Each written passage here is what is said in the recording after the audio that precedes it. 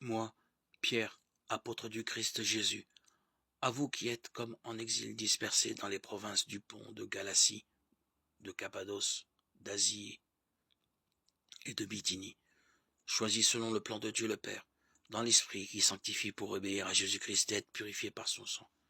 Que la grâce et la paix vous soient accordées en abondance.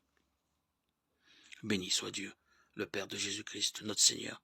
Dans sa grande miséricorde, il nous a fait renaître grâce à la résurrection de Jésus-Christ pour une vivante espérance, pour l'héritage qui ne connaîtra ni destruction, ni souillure, ni vieillissement. Cet héritage vous est réservé dans les cieux. À vous que la puissance de Dieu garde par la foi en vue du salut, qui est prêt à se manifester à la fin des temps. Vous en tressaillez de joie, même s'il faut que vous soyez attristés pour un peu de temps encore, par toutes sortes d'épreuves.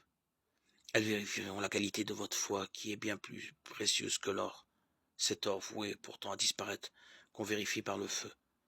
Tout cela doit donner à Dieu louange, gloire et honneur, quand se révélera Jésus-Christ, lui que vous aimez sans l'avoir vu, en qui vous croyez sans le voir encore, et vous tressaillez d'une joie inexprimable qui vous transfigure, car vous allez obtenir votre salut, qui est l'aboutissement de votre foi.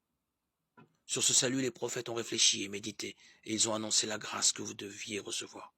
Ils cherchaient à savoir de quel temps et de quelles circonstances voulait parler l'Esprit du Christ, présent en eux, quand il prédisait les souffrances du Messie et la gloire qui suivrait sa passion.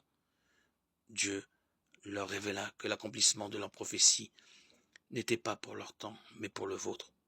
Et maintenant, cet accomplissement vous a été proclamé par ceux qui vous ont apporté l'Évangile sous l'action de l'Esprit Saint envoyé du ciel, alors que les anges eux-mêmes voudraient bien pouvoir scruter ce message.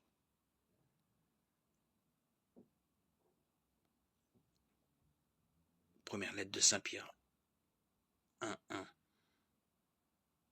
12.